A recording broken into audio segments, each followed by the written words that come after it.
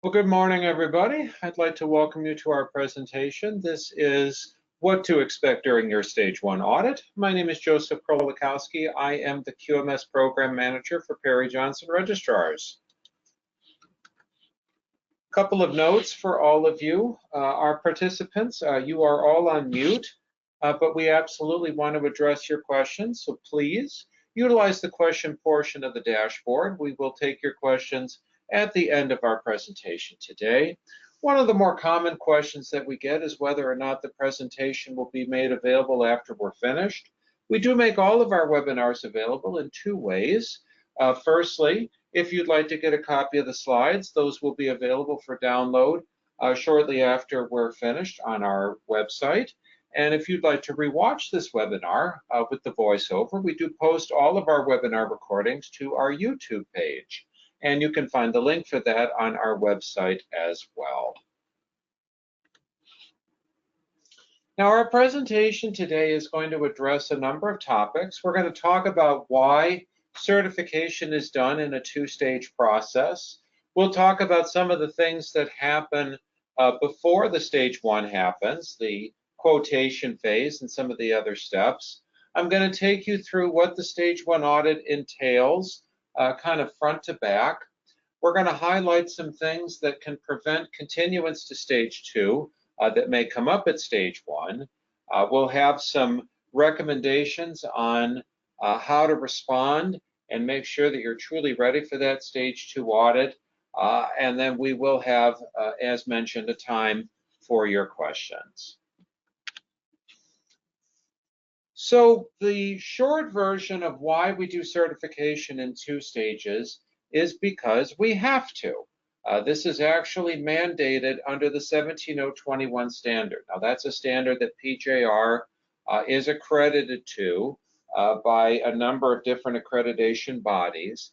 And that document includes a clause that reads as follows: the initial certification of a management system shall be conducted in two stages, Stage 1 and Stage 2.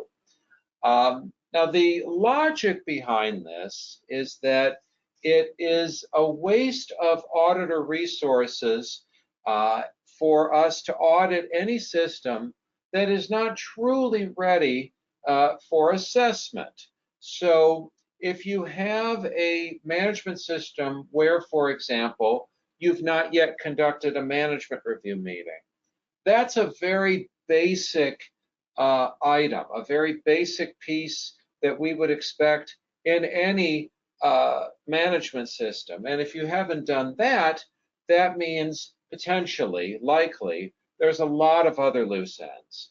And therefore, the Stage 1 audit is viewed as kind of a check, if you will, on some of these really important high-level items to make sure that you're truly ready for that Stage 2 assessment.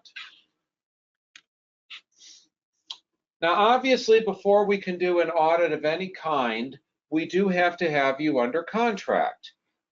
So we use a series of scope-specific applications. These are referred to as the F1 series of documents. And we have a number of them for different types of scopes and systems.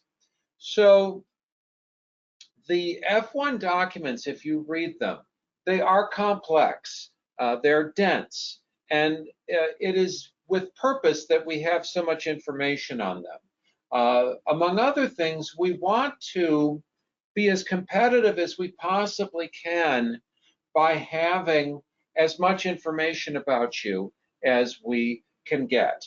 The audit time, you may not know this, audit time, audit duration comes from, in the case of ISO 9001 and a number of other standards, the International Accreditation Forum's mandatory document, or MD5. Now, MD5 tells us how many audit days we're supposed to spend for a company of a particular size. The size of the organization is the primary driver. But it does give us some latitude in terms of reducing audit time. And that's why we're asking for those kinds of detailed bits of information. So we can give you all the discounts that you qualify for. Now, bear in mind, MD5 limits the discounts to 30%.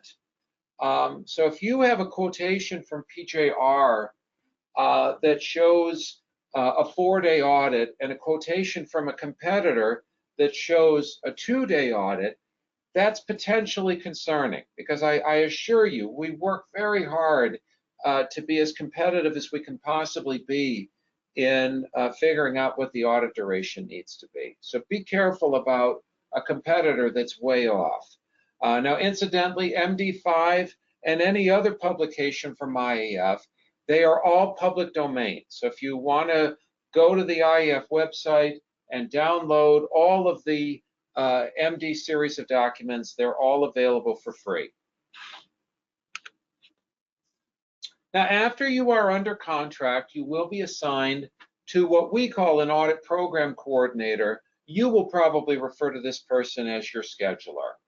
And the scheduler is going to be your primary point of contact for all matters related to your audits and so forth. They're a great person to be your first point of contact, and if they can't help you, they can get you to the person who can. They're very good at that.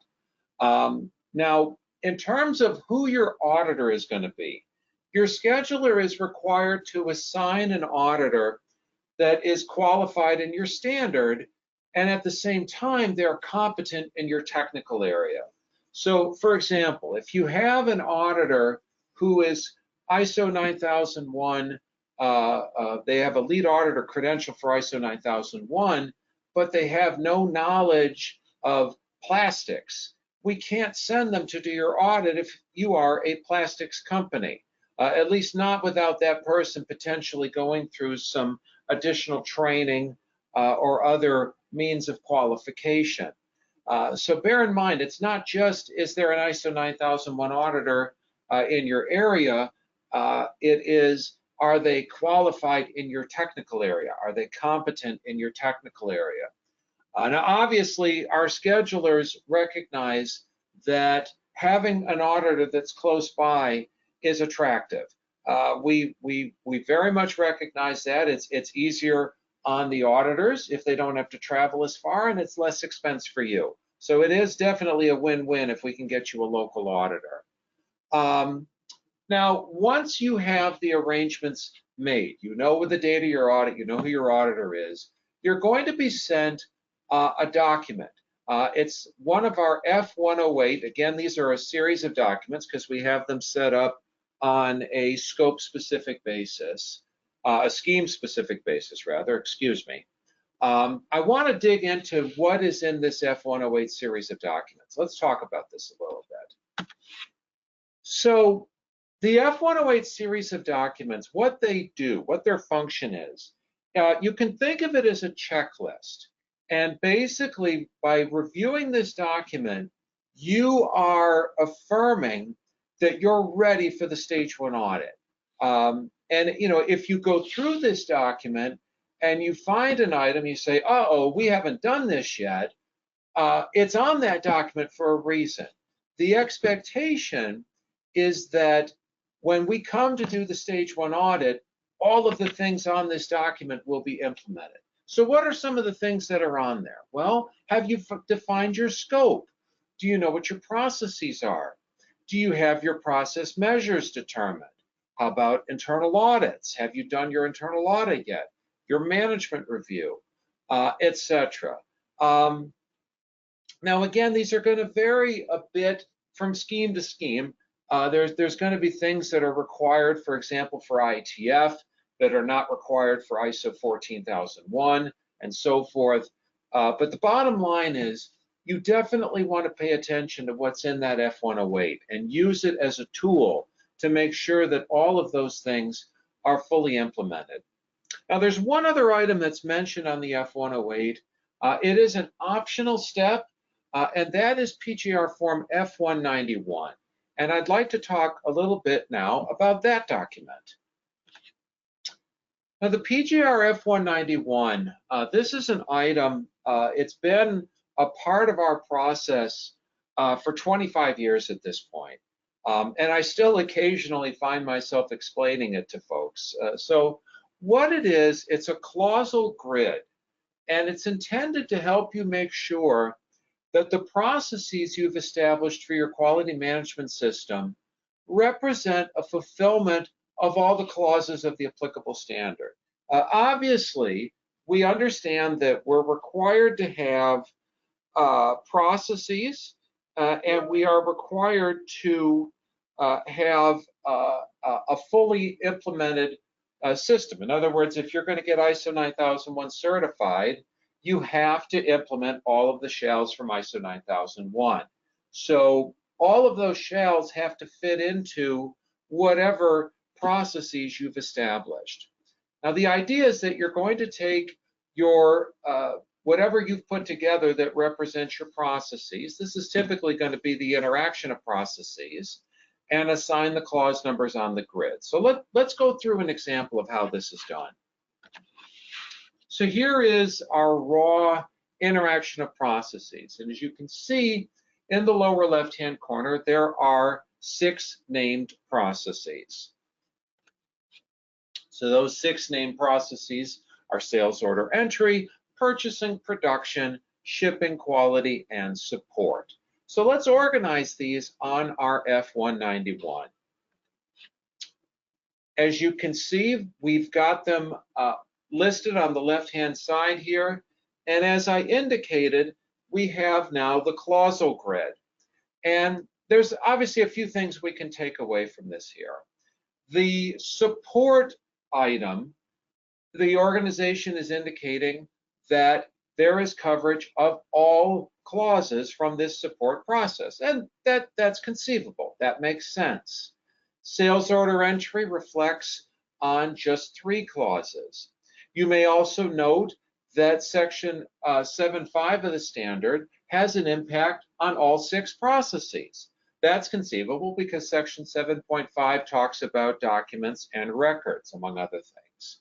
You'll also note that section 8.3, there are no clauses. So we take that to mean that this, or processes rather, we take that to mean that this organization is not design responsible. So we've already learned quite a few things about this organization by way of this clausal grid. Now, stage 1 audits, I should probably update this slide. For many years, they were typically conducted on site. Now, we did offer, and technically we still do offer, what's called an off-site stage 1 audit option. Now, the way that works is when we calculate your audit time for your initial audit, there is a pool of time that's intended for stage 1 and stage 2. And all of that audit time has to be performed. And what we do is we kind of cut off a piece of it for stage 1, we cut off another piece of it for stage 2. Now, if an organization comes to us and says, we want to have an off-site stage 1, well, fine, but that's going to make the stage 2 longer because we do have to have that on-site time, that initial on-site audit time. That's required by the IAF.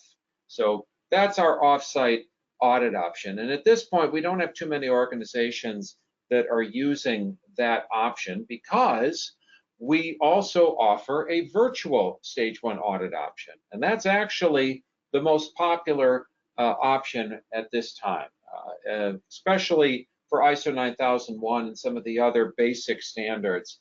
Most of our clients, if they have the option of going virtual for stage 1, that's what they prefer to do. Now, before the audit takes place, you should definitely expect to be contacted by your auditor at least a few days in advance, and you should get an audit plan. And it's critical that you review that audit plan. That's something that you want to get into the habit of doing. Look at the audit plan that the auditor sends you.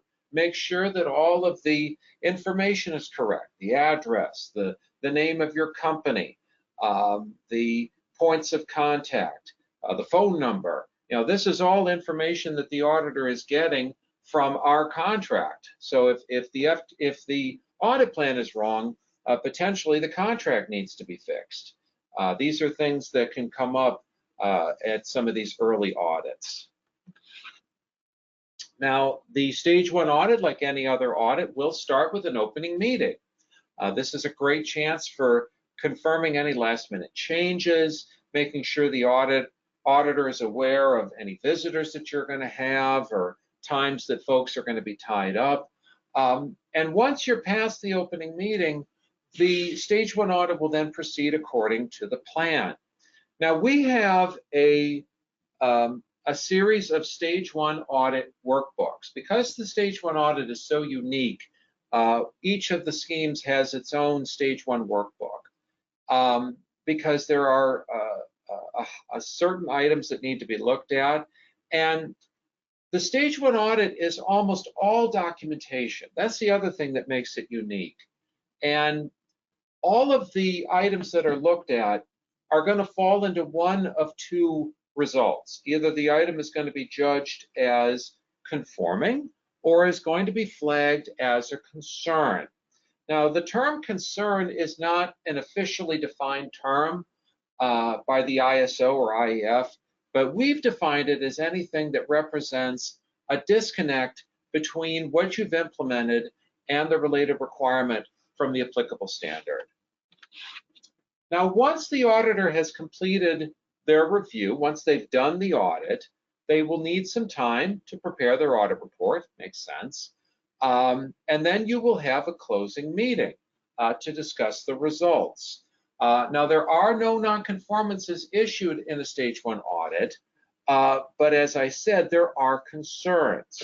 And as we're going to learn, some concerns are more concerning than others. Now, there are 4 possible outcomes to the stage 1 audit. Firstly, you may be recommended for continuance to the stage 2 with no concerns. That's obviously the best option. That's the one you're hoping for. It may be that you're recommended for continuance to stage 2 with only minor concerns. That's also a pretty good outcome. Now, the last 2 are not so good. It may be that you can't proceed to stage 2 because there are significant concerns that are going to require verification by PJR headquarters prior to your stage 2 being approved to proceed. And we're going to go over that option a little bit more in a couple minutes here. And lastly, it's possible that you will not be approved and you have to do the stage 1 all over again. Now, that is a rare outcome. It does happen, but it really takes an all-around calamity for the recommendation to be a complete repeating of the stage 1 audit. Now, you will be asked to sign an acknowledgement of the stage 1 audit results, and you will get a copy of the completed audit report at the end of the audit. Now, every now and then, if there are travel circumstances, etc., it could be a few additional days before you get the finalized audit report, but you should definitely expect to receive it very soon after the audit is complete. Now, in terms of things that can prevent continuance to a stage 2 audit, as I mentioned, there's a number of things that can happen. Firstly, if you have an inadequate or inappropriate interaction of processes document, you have to remember that the interaction of processes is viewed as the single best indicator that you understand the process approach prescribed in ISO 9001. So if you have an IOP that resembles the PDCA diagram from the standard, if you have an IOP that presents the sections of ISO 9001 as your processes, if you have something that a consultant handed you that bears no resemblance to what your actual processes are, these are all going to be potentially flagged in the report as being inadequate or inappropriate. You should always document an IOP that is unique to who you are as an organization. That is hugely important. It really needs to reflect on who you are. Now, we actually have a whole separate webinar on just the IOP. It's called the Interaction of Processes and its Importance to a Successful Audit. If you've never seen it, if you're getting your system implemented, I recommend that webinar for you. It's a great little webinar that covers that topic thoroughly. Another item that can prevent continuance: inadequate process measurables or process performance data. Now, ISO 9001 requires you to monitor, measure, and analyze your processes. Now, the expectation is that every process you've named on your IOP should be monitored or measured, or both. And there should be performance data available to prove that you're doing this monitoring and measurement. Now, some of the standards that we offer have minimum requirements even for the amount of data that has to be available. IETF, for example, requires 12 months of data. Now, for other standards, most other standards, as long as you have enough objective evidence to demonstrate that the process works, you'll be fine. Also, some of our clients are they're set up in such a way that they have a small number of measures of processes that reflect on everything, and that is generally considered acceptable as well. But the key is you have to have these things determined, and you have to have data to show that you're actually monitoring them.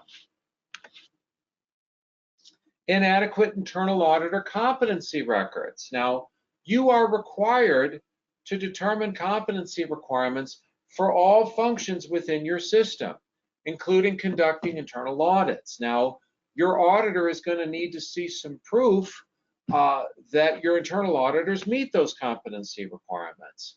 And again, those are yours to determine in most circumstances. Some standards have additional provisions for internal auditor competency. So this is a specific line item that's looked at in stage 1. Did the organization take care of matters in terms of the internal auditor and internal auditor competency expectations? Obviously, by extension, an inadequate internal audit is also going to be a concern. If you didn't do the internal audit, that's going to be a significant concern. We are going to be asking to see evidence that the internal audits are planned, that you have notes or reports or something to show that you actually did the audit, that you responded to any internal audit nonconformances, and that your auditors didn't audit their own work. Now, as of 2022, we actually have been forced to take a much harsher line on this.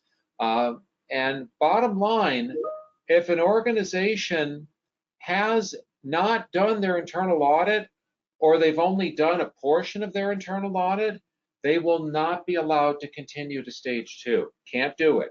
We have to be able to confirm that you have fully performed the internal audit process.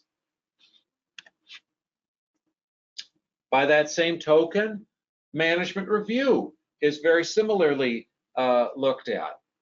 You have to have your complete management review meeting. If you've only done a part of it, if you've only done one piece of the required discussion, we can't allow you to continue to stage 2. Also, with management review, bear in mind that the meetings are supposed to be productive. It's not just supposed to be a churn of information. It's supposed to lead to decisions and actions. Those are the actual words from the standard, decisions and actions. So PowerPoint slides, for example, they're not mandatory, and a lot of companies choose to use them, but often they don't reflect what was actually discussed during the meeting. An agenda form, again, very helpful, not mandatory, but the agenda form doesn't necessarily mean that we can see what was decided within the meeting either. Also, the list of topics for the management review meeting is fairly long. You're going to want to make sure that you've hit every single one of those required topics. Now, any outcome of a stage 1 audit is going to be subject to review by a member of the executive committee. And in the case of an audit that's going to require intervention from headquarters, it's going to be assigned to a member of the PJR executive committee. So you'll be hearing from that person saying, okay, you had your stage 1 audit, here's the things that were missing. Let's close these issues out. Now, if you have a stage 1 that results in one or more conclusions that you don't agree with, you do have the right to dispute or appeal the auditor's decision. And we have a whole separate procedure for that. It's PJR Procedure Pro 10. And if you want to get a copy of Pro 10, it is available anytime on our website.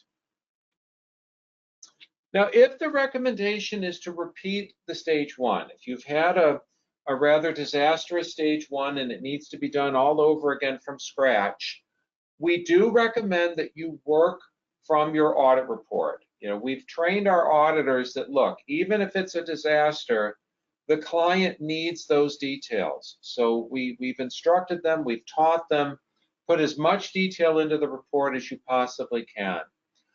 You are definitely allowed to remain in contact with both your auditor and with our executive committee team here at PJR headquarters to discuss what you're doing and to make sure you're on the right path to a better result during your repeat stage 1 audit.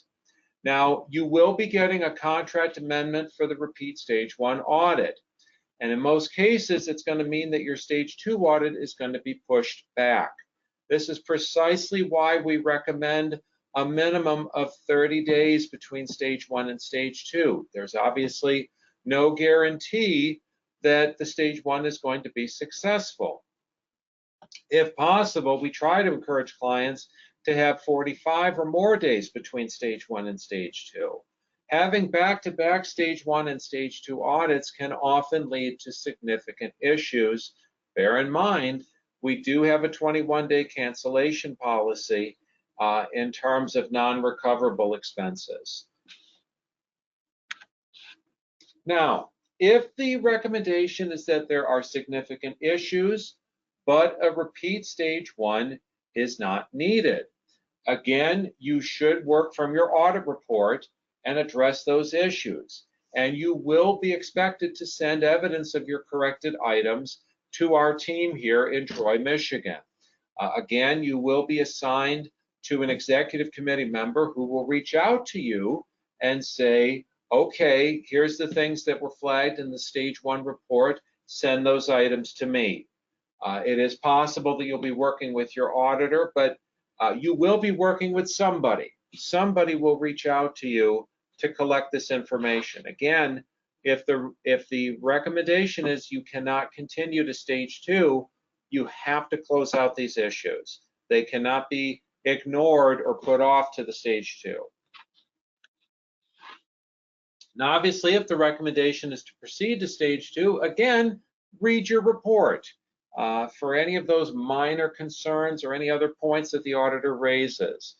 Sometimes even those kind of low-hanging fruit items can come up later and become nonconformances. It's always a good idea to read that stage 1 report carefully. In conclusion, we want our clients to feel confident and comfortable with the stage 1 audit process. For many of you, it's going to be your first time working with a PJR auditor. We want this to be a good experience for you. We want to get things off on the right foot. So this is why we take such care in the pre-stage 1 phase, why we provide a good auditor to you, the support of our executive committee. We want this to be successful for you. I'd like to invite you to tune in for one of our other webinars. I've already mentioned our Interaction of Processes webinar. It is shown on a semi-annual basis.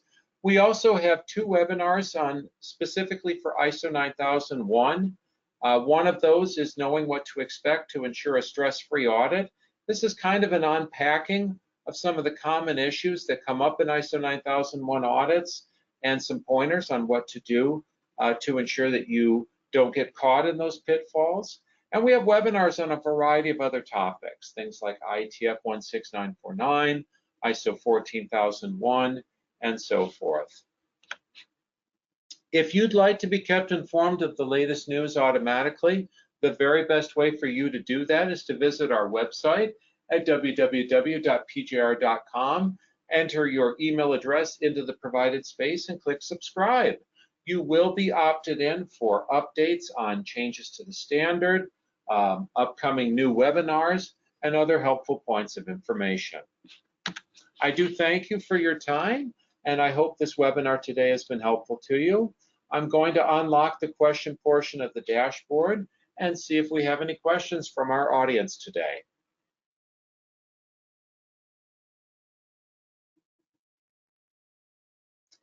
Okay, very good. Well, thank you all. Take care, and we'll see you at our next webinar.